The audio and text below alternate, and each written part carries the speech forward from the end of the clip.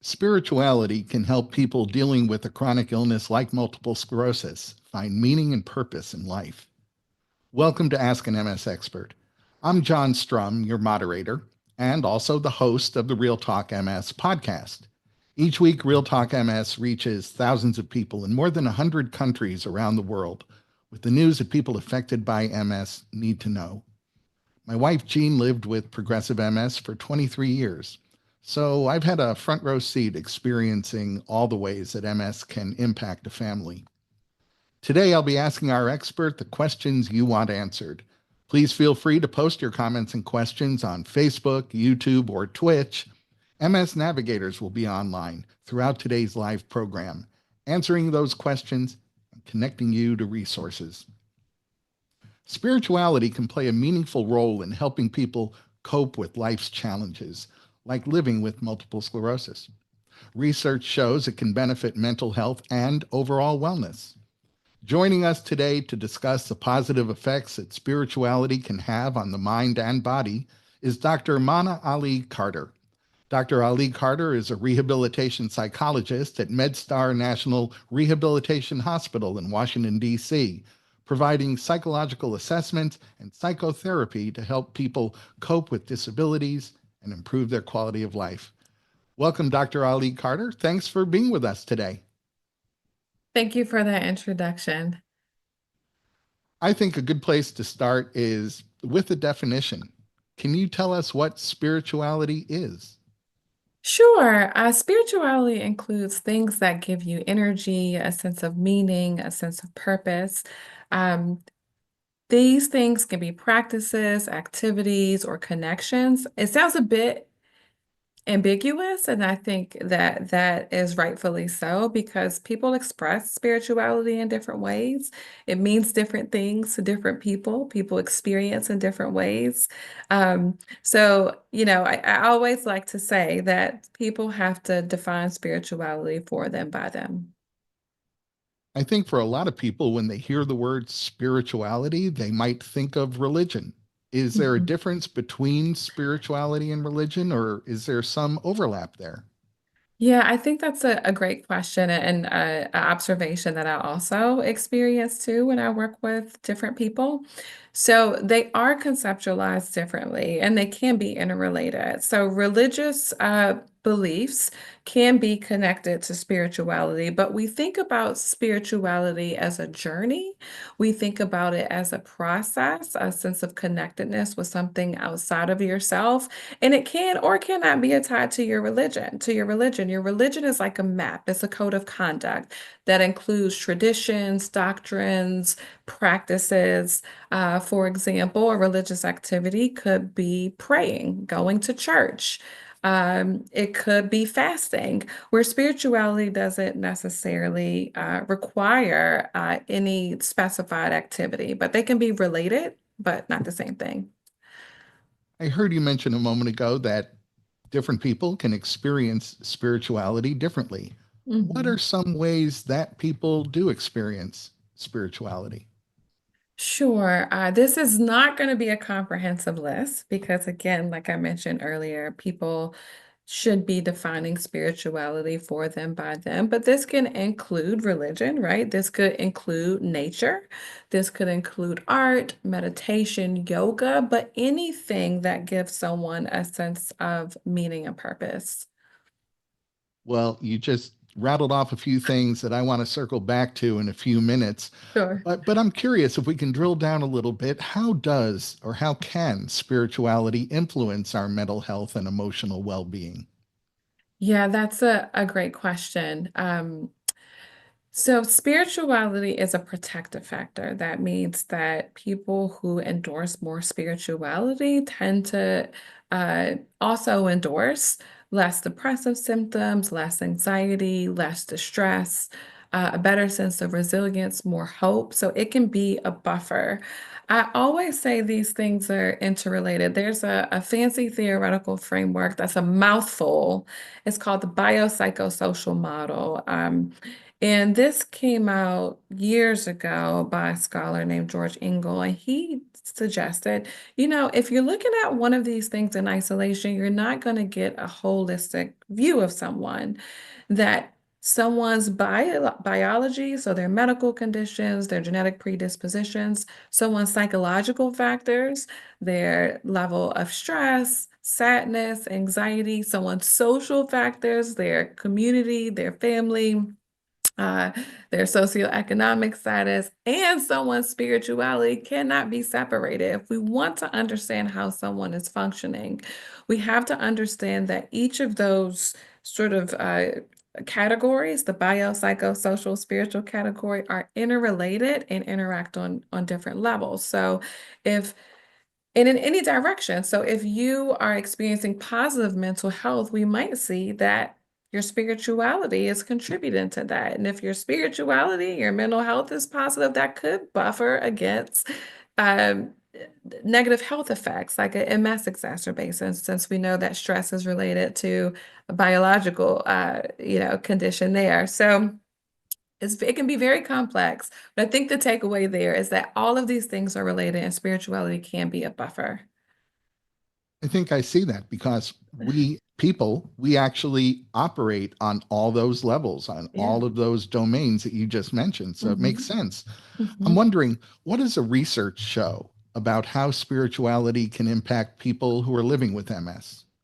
Sure. And just to add to the point, if you've gone to a medical facility recently or in the past for yourself or to visit loved ones, you see chaplain services integrated in interdisciplinary teams because there's this better understanding and wide acceptance that these are related. For multiple sclerosis, people living with multiple sclerosis specifically, spirituality has been associated with meaning making, making sense and bringing understanding to your challenges. It's been associated with gratitude, life satisfaction, as well as positive mood states. So, happiness, joy, hopefulness. So, there is a correlation there. We see that in the research, particularly for persons living with multiple sclerosis. Many people living with chronic illness, including MS, have learned that resilience is the secret to not only coping with their disease, but actually thriving with it. Yeah. How are resilience and spirituality related? Yeah. You see me smiling because I think that's interrelated is something that I've said, in response to your previous questions, but I also think it's relevant here. They are interrelated. Spirituality can, provide a framework and a sense of resilience. It can build your sense of coping, right? If I can fall back on my spirituality, if I'm grounded in my spirituality, I am equipped, I feel equipped to adapt to change and bounce back from illness and hardship. That is what resilience is. And if we feel resilient, it might pour back into our spirituality, right? It may reinforce or perpetuate our spiritual connections and activities. So it is this sort of cyclical, interrelated relationship. I just heard you mention how people cope. And I'm wondering if there's a difference in how people with that spiritual foundation cope compared to people who lack that spiritual foundation. Yeah, this is a tricky question. I think there are tons of adaptive coping strategies that people can utilize. In spirituality, we know when research is done and they look at people who endorse more spirituality, the outcomes are, usually you see a positive correlation, right? More spirituality is correlated with a better sense of self, connectedness, resilience, insert positive mood state. Um, and I said this is a tricky question to answer because that doesn't necessarily mean that a spiritual foundation is the only way to cope. There are activities and practices that someone may not collapse into their definition of spirituality that can be adaptive.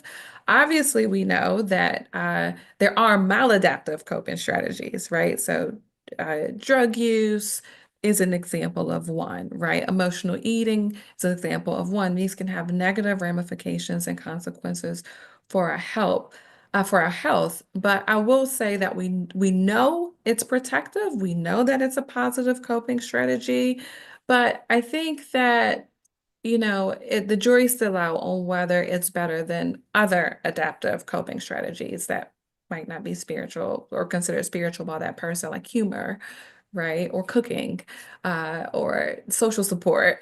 So it's tricky to kind of play Olympics with it, but I think the takeaway there is that we know that spirituality has its protective factors, and there's other coping mechanisms as people try on different ways to get through hard times. We heard from Jamie, who tells us that she's not a religious person, but she'd like to start incorporating spirituality into her life. How can Jamie get started? Yeah, I don't think there's a beautiful, perfect blueprint for this. Again, psychology is an interesting field because not one thing applies to all people, right? So, if you go to a math textbook, it's like 1 + 1 = 2. But psychology is completely different because, every shoe doesn't fit every person. There's too many variables for this perfect blueprint. I will say there are particular ingredients for this to start incorporating spirituality into your life. So, one, I think that there has to be an openness, a level of curiosity and trial and error. If an openness to trial and error, if this is something that's new for you, meaning that there's going to be a learning curve. I think that finding community, finding people where that you can bounce ideas off of, that you can learn from, that you can teach, where you can learn together is always helpful. Having community. I also think taking an inventory of yourself and your values, paying attention to the visceral responses that you get when you do something, right? It just feels good. You can't explain it. If you know what I mean, if you've ever had an experience like that, like where you just know. Um, so I think that all of these variables are going to be important. Depending on your style, some people are more calculated about it, that they want to make sure they can get it on their schedule. So they set aside time Sunday mornings from 2 to 3 to try to cultivate spirituality. And that's okay too, right? So I think that's why taking an inventory of yourself, your strengths, your resources, your abilities, your values is probably the best starting point. Loretta heard that spending time in nature can be a beneficial way to incorporate spirituality into her life and enhance her health. She wants to explore forest bathing to reduce her stress. Can you explain to us what forest bathing is and the benefits it might provide? Sure, that's fun, right? Nature has shown so many benefits to the mind and body. It cultivates opportunities to practice grounding techniques. So using all of your senses, as many as you have access to really appreciate the moment. It allows us to cultivate awe, finding beauty in small and big things outside of ourselves. So the immersing yourself in nature, forest bathing, has therapeutic effects on all the immune, cardiovascular, respiratory, nervous systems. We know that it also reduces and buffers depressive mood states, anxious mood states. It increases a sense of relaxation. And also, just being outside, we know has great benefits. Vitamin D, for example, right? It's good for sleep regulation. It's good for energy. Obviously, if you are electing to spend time in nature and you're someone living within mass, you want to make sure that you are moving into a safe space, that you are also being mindful of things like temperature regulation. But it definitely has so many benefits, and I would encourage people to try out nature, right? Have a open mind about it. If it's not forest bathing or, something ambitious like hiking, because I think that can be a deterrent when, you hear people say, go out and enjoy nature. People think big activities, and it really can be just sitting on your porch on a nice day. Right. So don't let your overzealousness deter you from trying this out. Glenn is wondering what the attention restoration theory is and whether it can help improve cognition. Sure. So attention, there's different types of attention, and sustained attention, multitasking. It's draining. It can be draining. It uses energy. It absolutely uses cognitive energy. And so when we think about restoring attention, we think about giving the brain a break, giving the nervous system a break. The mind is always wandering, the psyche is always going. Relaxing is hard, right? If you've ever had a moment where you're it's like, okay, go to sleep, go to sleep, go to sleep. And it's like, well, now I'm thinking about going to sleep and now I'm can't relax, right? So we know that thoughts get in the way. So when we're restoring attention, that's exactly what we are. We're trying to give our mind a break. And nature can improve this. Meditation can improve this. It can lower fatigue.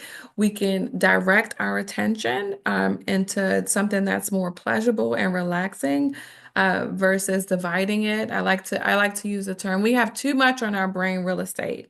It's not enough room, right? Or so I think it's helpful for people specifically living with MS because we know that mental fatigue is can be a challenge.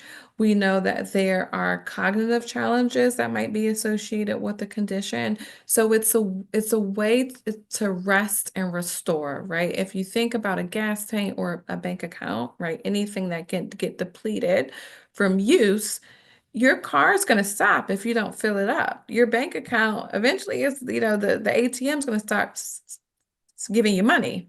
So what do? We have to make deposits, and restoring attention through relaxation, through directing your attention is one way to do that. And usually a mental health professional, a speech and language therapist, a neuropsychologist can build a attention restoration plan, if you will, or cognitive pacing. There's many uh, terms and for how to sort of manage this, but they can build an individualized plan for you, right? Based on research and that incorporates your values. So you have more motivation to sort of engage in rest and relaxation, and they can take into account some of the individual barriers that one might experience that can get in the way of giving your mind a break. Stephanie says she's been trying to stay focused on the present by meditating every morning, but some days she just finds it difficult to relax. Do you have any recommendations for Stephanie? Sure, sure. I have plenty. One, self-compassion and grace, right? Your ability to execute, everyone's ability to execute in their best.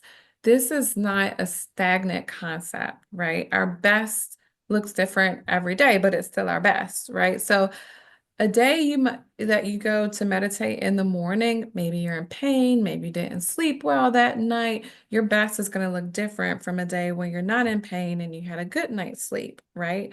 Or, you think about, and there's so many variables. So I just like to say, give yourself grace and extend yourself compassion for trying. Take a breath, pause, and try again, right? Persistence and fortitude is going to be your friend when you're trying to build a habit or get into a routine.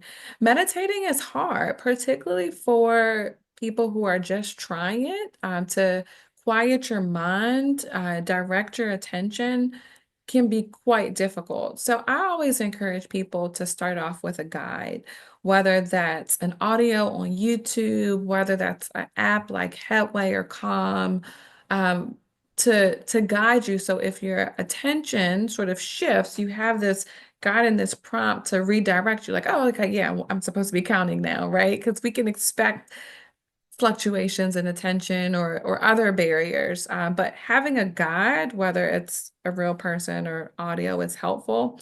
When you're first trying out, trying to remember a script when you're first trying out and reading the script becomes difficult because now you're attending to the script and trying to get the right and read the words versus like being in the moment. I say first build your habit and then incorporate sort of freestyle or free self-guided meditation scripts. Carlos read that some people may form a spiritual connection through art, and that connection could promote relaxation. Well, Carlos tells us he's not artistic, but he enjoys going to museums and the theater. Could these kinds of experiences lead to a spiritual connection for Carlos? First, I would tell Carlos to not have all or nothing thinking about being an artist. You don't have to be on Broadway or your portraits don't have to be in a museum in France to consider yourself an artist. And I think that's important, right? That when you start to open up your definitions of identities, of concepts, that allows more latitude and more space for you to be in that area. All art forms, right, on this continuum contribute to our spiritual development. Some people find that immersing themselves in art or music can be a spiritual experience. Some people, decide to study painting or sculpture, may enjoy listening closely to their song or piece of music, may even enjoy a podcast or learning, being open and curious about art history, right? No matter what your skill level is, I think it's okay to just embrace your passion, your value, your interest, and give it a try. Part of a spiritual journey is connecting with your true self. So, how can someone go about figuring out what they value and begin to understand their true self? Yeah. Pausing, reflecting, taking time to engage in what we call meta thinking. So, thinking about your thoughts, I think offers even more insights into your biases, helps you answer some existential questions, helps you understand how your lived experiences shape you in current day. So this deep thinking might help. Journaling is a good way to do that if you're unable to physically journal. I also think that voice journaling is appropriate. So if you have a smartphone, you could do a voice note. It's usually helpful to see your thoughts because thoughts are, you can't touch them, you can't see them, they feel difficult to work with. So when you're thinking about yourself, when you're trying to find authenticity and you want to study yourself, oftentimes it's nice to see it in print for deeper reflection, right? Most people, when they study for a test, if you can think back to grade school, don't just sit in a room and like kind of go over the stuff in their head. Maybe they do. I just wasn't that, I had to study. I had to have a paper and book in front of me to see the words to digest, and process what I'm going over. I think that also can be helpful when you're trying to learn yourself. So journaling is a way to do that. Um, I think this is my point to defining you for you is important, right? Defining you for you, because oftentimes in self-reflection, we can feel embarrassed or shamed or unsure, uncertain, fragile, defective, and asking ourselves, why do we feel that way? Is that from some standard that society gave me, some pressure that I feel from another part of my life? So working through that is important. Um, to figure out like who you are and being okay with that, right? Being okay with who you are. So also in this process, I think being prepared to challenge negative thoughts because reflection can also create us like some vulnerability, right? That you're reflecting on your strengths and abilities and maybe some other things you're feeling sad about yourself, insecurities, right? How your body has changed, how your thinking has changed, how you're, grieving your loss of identity is can be a part of this process, living with MS. So just being aware that some of that might be coming up for you and that's normal, But that's when the coping strategies come in. That's when the sense of resilience comes in. And just again, I think I always tell people if you're going to journal to discover yourself, journal, most people journal in not so great moments. Journal in good moments, right? You don't want to create a journal or a voice note or a monologue of all of your challenges because that feels unbalanced. So just if you decide to write or voice note in your reflection, just make sure you're doing it in good moments too. Why is living in alignment with your values so important? Sure. When we get disconnected from our true or authentic self, we can feel empty. We can feel dissatisfied. We can feel confused. We can maybe have more space for low self-esteem. We can pull away from people that we love when we're not self-aware, when we don't trust ourselves. We can become more passive. Being honest and evaluating your own strengths and weaknesses and acting in ways that are aligned with your personal values and needs, even at the risk of being criticized and rejected, is important, I think, for happiness. Like many, when I meet with folks, they're like, I want to be happy, right? I want to see a psychologist because I want to feel happy. And I always tell people that, everyone is chasing happiness. I think chasing authenticity or cultivating, I shouldn't say chasing, cultivating authenticity is the vehicle to happiness, right? That when you can be yourself across environments, across spaces, you organically attract people and situations and opportunities that are aligned with your values. It's just a vehicle to quality of life. So it feels difficult and daunting, but I think, again, I've said this before, defining you for you, being you is so important. Paul is a caregiver for his wife who lives with MS. He often feels exhausted due to a lack of sleep, uncertainty about their future, and daily tasks that sometimes can feel overwhelming. Paul says it leaves him feeling drained emotionally, physically, and spiritually. He wants to find strength and peace and find a better way to cope with his role as his wife's caregiver. Can you talk about why spirituality can benefit caregivers and share some advice for Paul and others who find themselves in a similar situation? Sure. I think that care partners feel a lot of guilt around being exhausted.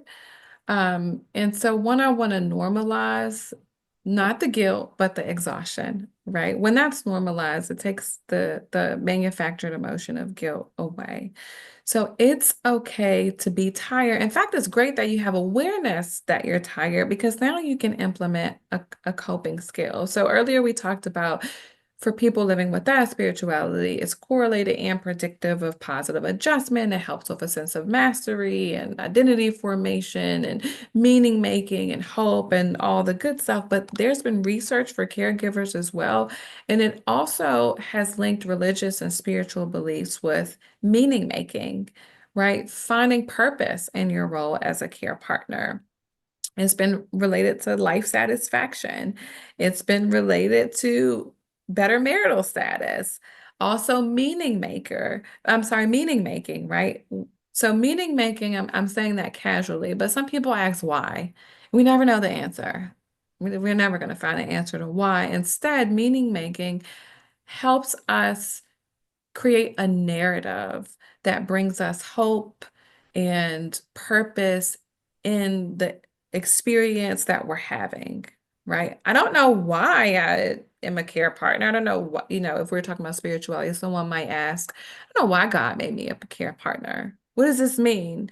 Meaning making is you're defining what it means to serve you in your life and your sense of hope and purpose, right? We know that making and life satisfaction is associated with spirituality and partners and caregivers.